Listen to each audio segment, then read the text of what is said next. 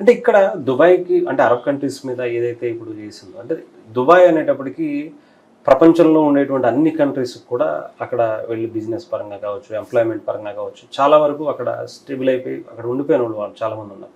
ఇప్పుడు అది కొంచెం మళ్ళీ బిల్డ్ అయ్యేటువంటి పరిస్థితి ఉంటదా? అంటే ఇది ఒక సేఫ్ కంట్రీ అని గతంలో ఎలా అయితే ఉందో అక్కడికి వెళ్లి బిజినెస్ కావచ్చు, ఎంప్లాయ్‌మెంట్ కావచ్చు.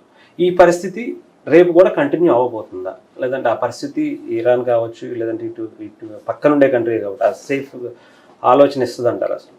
బిఫోర్ వార్ గల్ఫ్ కంట్రీస్లో ఉన్న పరిస్థితులు, తర్వాత పర్టికులర్గా మీరు దుబాయ్ పేరు, యుఏఈ పేరు తీసుకున్నారు కాబట్టి ఇది హెవెన్ ఆన్ ఎర్త్ లెక్క ఫీల్ అయిన రోజులు వచ్చి వాళ్ళు అనుకున్నారు ఏంటంటే అమెరికన్ ప్రొటెక్షన్లో అంబరిల్లా కింద హాయిగా మనం ఉండొచ్చు, ప్రాస్పర్ కావచ్చు, మనం ఎంజాయ్ చేయొచ్చు. అది ఆల్మోస్ట్ ఒక అంటే గ్రేట్ రిసార్ట్ సెంటర్. ఎవరైనా పోయి అక్కడ రిలాక్స్ కావచ్చు, ఎవరైనా పోయి ఇన్వెస్ట్ చేసి ప్రాస్పర్ కావచ్చు.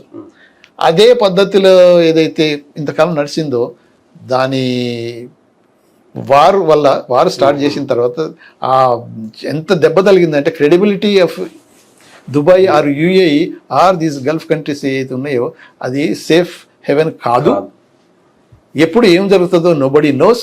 కేర్ఫుల్గా మనం మళ్ళీ ఫర్దర్ మీరు అన్నట్టు ఉన్నది కదా, ఇన్వెస్ట్ చేయాలంటే కూడా చాలా వరకు ఇప్పుడు వెనకబడుతుంది. మన ఇండియన్స్ అయితే బోల్డ్ అంతమంది ఇన్వెస్ట్ చేశారు, అక్కడ యూరోపియన్స్ బోల్డ్ అంతమంది ఇన్వెస్ట్ చేశారు. తర్వాత ఆ credibility now it is lost. So post war ఎఫెక్ట్లో ఇప్పుడు ఇరాన్, ఈ వార్ వల్ల ఇరాన్కు నష్టం తక్కువ.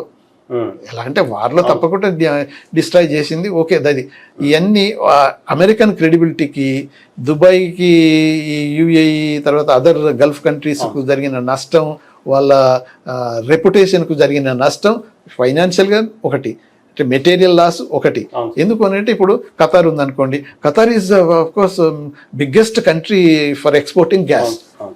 వాళ్ళ గ్యాస్ ఈ పారాస్ అనేది ఏదైతే ఉందో ఇది ఇరాన్ మీద దాడి చేసింది కదా, ఇజ్రాయెల్, అమెరికన్ వాళ్ళని మిసైల్ చేసేసి, బాంబులు వేసేసి దాన్ని అంతా నష్టం చేశారు.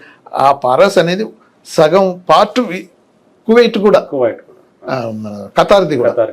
ఇప్పుడు ఖతార్కు ఎంత లాస్ అవుతుందో ఇరాన్కు లాస్ అయిందంటే ఐక్వల్ ఖతార్ లాస్ అయింది. ఇప్పుడు ఫోర్స్ మెజూర్ డిక్లేర్ చేసుకున్నారు అంటే అనివార్య కారణాల వల్ల కాంట్రాక్ట్స్ ప్రకారం సప్లై చేయలేము అనేది ఇది ఉపయోగించుకున్నారు. అంటే ఇప్పుడు ఈ లాస్ అనేది ఇది రికూప్ గానికి, ఇది ఏమంటే రీకన్స్ట్రక్షన్ మళ్ళా ప్రీ వార్ కన్నా ఉన్న కండిషన్స్ మళ్ళీ రావాలంటే it takes long time.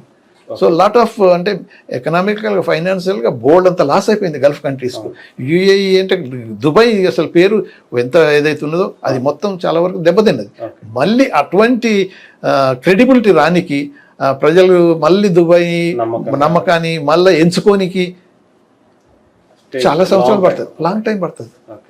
Present అయితే అంత సేఫ్ అయితే కాదు. చాలా మంది అంటే ఇప్పుడు మన ఇండియా నుంచే ఎంతో మంది ఎంప్లాయ్మెంట్స్ ఎక్కువ వెళ్ళేటువంటి పరిస్థితి. సో వీళ్ళందరూ కూడా ఇప్పుడు ఆగిపోవాల్సినటువంటి పరిస్థితి. అదే పని అంటే మళ్ళీ ప్రీ వార్ కండిషన్స్కు మళ్ళీ నార్మలైజేషన్ రానికి ఇట్ టేక్స్ లాంగ్ టైం.